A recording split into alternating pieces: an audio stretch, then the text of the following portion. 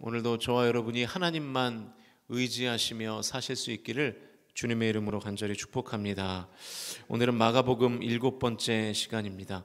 오리지널을 붙들라라는 제목으로 말씀 나누겠습니다. 예수님께서 공생애를 시작하시면서 본격적으로 시작한 첫 행보는 가르치시는 사역이었습니다. 예수님의 3대 사역이 가르치시고 고치시고 전파하신 이 세 가지의 사역인데 그 중에 이 첫 번째 사역이죠. 가르치신 사역입니다. 그런데 이 사람들이 예수님의 가르치심을 듣고 이게 범상치 않음을 느낍니다. 예수님의 가르침을 지금 누구의 가르침과 비교하고 있습니까? 서기관의 가르침과 비교하고 있죠. 이 번역이 좀 애매하긴 한데요. 어떤 번역에는 서기관으로 되어 있고 어떤 번역에는 또 율법학자라고 되어 있기도 한데 둘 다 맞습니다. 그 히브리어로는 똑같은 소페르인데 처음에는 율법을 필사하는 서기관의 역할을 하다가 율법을 필사하니까 그 율법에 대해서 잘 알았겠죠. 그래가지고 이제 가르치기까지도 하는 그런 사역을 감당했던 부류였습니다. 그래서 이 서기관과 율법학자를 성경마다 섞어 쓰는 경향이 있는 것이죠. 아무튼 이 율법학자들의 가르침과 예수님의 가르침을 비교할 때 예수님의 가르침에는 뭔가 특별한 권위가 있었다는 것을 이 가르침을 듣는 사람들이 아는 거예요. 왜 예수님의 가르침에 권위가 있었을까요? 예수님이 말씀 자신이었기 때문입니다. 요한복음 1장 14절을 보면 말씀이 육신이 되셨다 이런 표현이 있지 않습니까? 예수님 자체가 로고스 말씀이었기 때문입니다.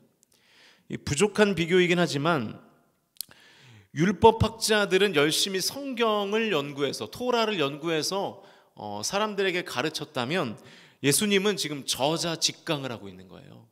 예수님 자신이 말씀이기 때문에 직접 본인이 쓴 글을 직접 강의하는 상황인 것입니다. 이 저자가 직접 강의를 하니까 권위가 다를 수밖에 없는 것이죠. 이 서기관 율법학자들은 한 부류가 아니었습니다. 거기에는 바리새파도 있었고요, 사두개파도 있었고 에세네파도 있었고 열심당도 있었습니다. 이런 사람들이 다 서기관이고 율법학자들이었어요. 그래서 율법을 연구해서 가르치기는 했지만 자기들의 신념을 첨가해서 가르칠 수밖에 없는 사람들이었습니다. 정치적인 입장이 다 달라요. 그리고 종교적인 신념이 다 달라요. 토라는 같지만 거기에 자기의 정치적인 입장과 신념을 섞어서 가르칠 수밖에 없었던 것이죠. 그러니까 날 것 그대로의 강의가 아니라 삶거나 구워진 강의가 되는 것이죠. 그러니까 순정이 아니라 잡종이 되어버린 거예요. 그러나 예수님은 예수님 자체가 말씀이셨기 때문에 저자직강인 거예요. 섞인 것이 없어요. 불순물이 없어요. 그래서 권위가 있는 것이죠. 여러분, 설교자의 고민이 항상 이겁니다.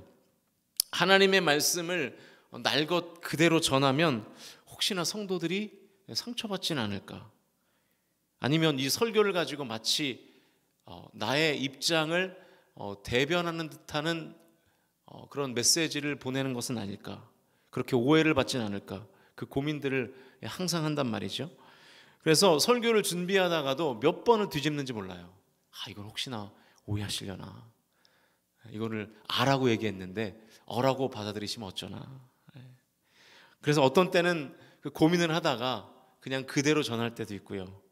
어떨 때는 결국 익혀서 삶아서 구워서 씻고 뜯고 맛보고 즐길 수 있도록 잘 부드럽게 해서 전할 때도 있는 것이죠. 또 어떨 때는 도저히 안 될 것 같아서 제 신앙 양심이 그렇게 허락이 되지가 않아요. 그래서 그냥 그대로 전할 때도 있고요.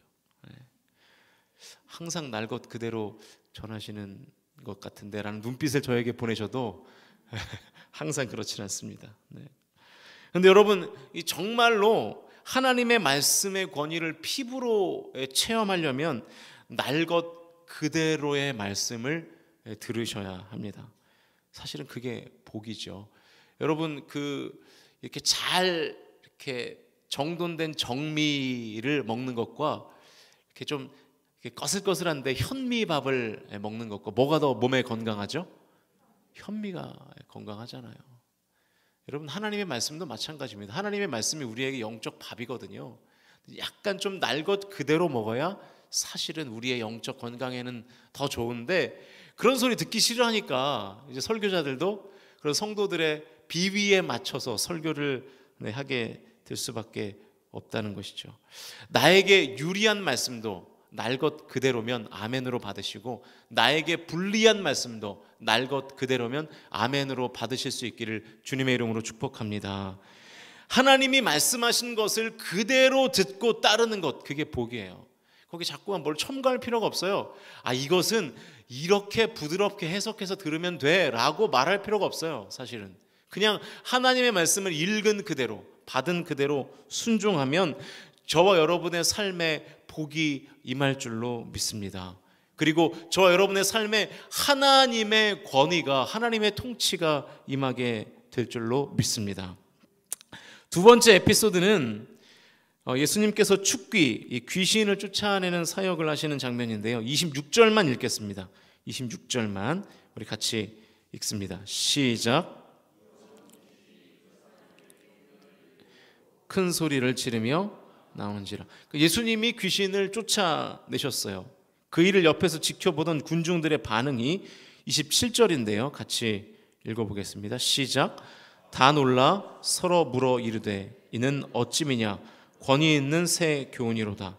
더러운 귀신들에게 명한즉 순종하는도다 하더라.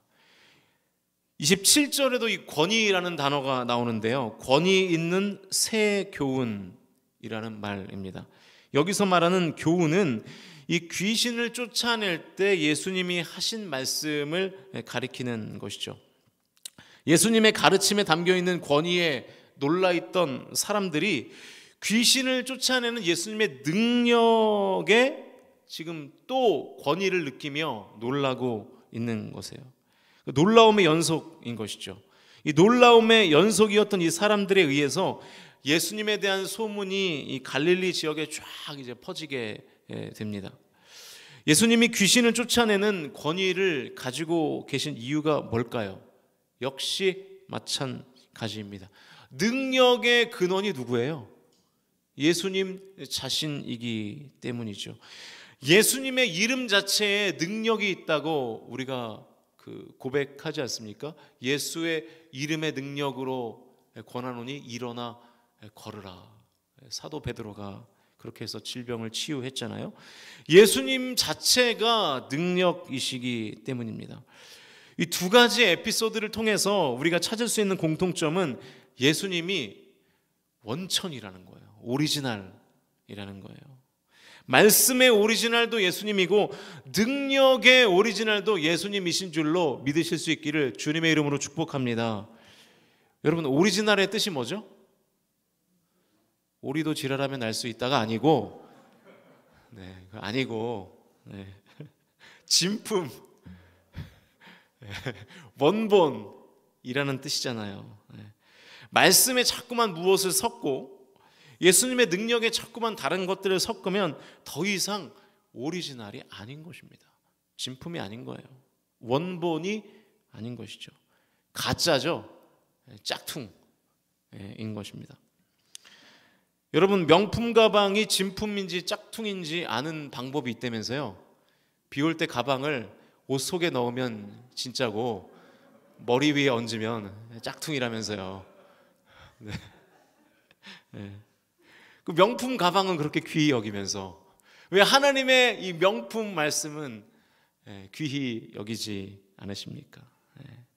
명품의 권위인 거죠. 명품의 권위가 있기 때문에 비를 맞힐 수가 없는 거예요.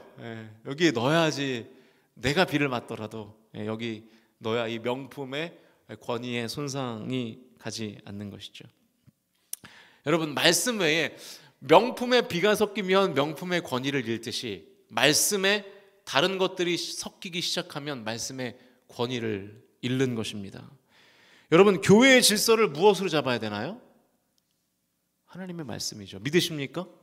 하나님의 말씀으로만 교회의 질서를 세워도 문제가 없어요. 만약에 하나님의 말씀으로 교회의 질서를 세웠는데 문제가 생긴다면 하나님의 말씀에 문제가 있다는 뜻이잖아요. 그런데 그 말씀에 뭐 기업의 경영비법도 섰고 어떤 공적 기관의 제도도 섰고 다른 교회의 정관도 섰고 그렇게 섞어버리면 오히려 문제가 되는 것입니다. 그럼 교회의 질서가 서지 않는 거예요. 교회는 말씀 하나로 충분한 줄로 믿습니다. 다른 것들이 필요 없어요. 여러분의 삶도 마찬가지입니다. 말씀 외에 다른 것들이 내 삶의 기준이 되어버리면 그게 회색신앙이잖아요. 회색신앙에 무슨 권위가 있습니까? 다른 말로 하면 미지근한 신앙이잖아요. 하나님이 토해버리신다고 하지 않았나요? 교회가 예수 이름의 능력 외에 다른 것을 의지하면 망하는 거예요. 돈의 능력을 의지하고 세상의 권력을 의지하고 그러면 뭐 교회가 제대로 되겠습니까? 돈 많은 성도에게 담임 목사가 질질 끌려다니면 그 교회가 뭐 온전한 교회가 되겠어요? 교회에 뭐 유력 인사가 오거나 뭐 공직자가 와도 손님으로서는 얼마든지 한 사람의 손님으로서는 얼마든지 응대할 수 있겠지만 그런 사람들을 위해서 교회의 예배가 훼손된다거나 성도들이 동원된다거나 하는 것은 잘못된 것이죠. 제가 분명히 말씀드리지만 선거철에서 어떤 국회의원들이 정치인들이 교회 밖에서 선거운동하는 것은 얼마든지 환영입니다. 그러나 예배 때 어떤 후보자가 참석했다고 해서 그 후보자에게 인사시키는 일은 없을 겁니다. 예배는 하나님이 경배받는 시간이지 사람이 박수받는 시간이 아니기 때문입니다. 예배에 자꾸만 다른 것들이 섞여 들어오기 시작하면 그 예배의 본질이 흐려지는 거예요. 저와 여러분이 예수님 한 분으로 충분한 것을 믿으실 수 있기를 주님의 이름으로 축복합니다. 예수님 한 분이면 돼요.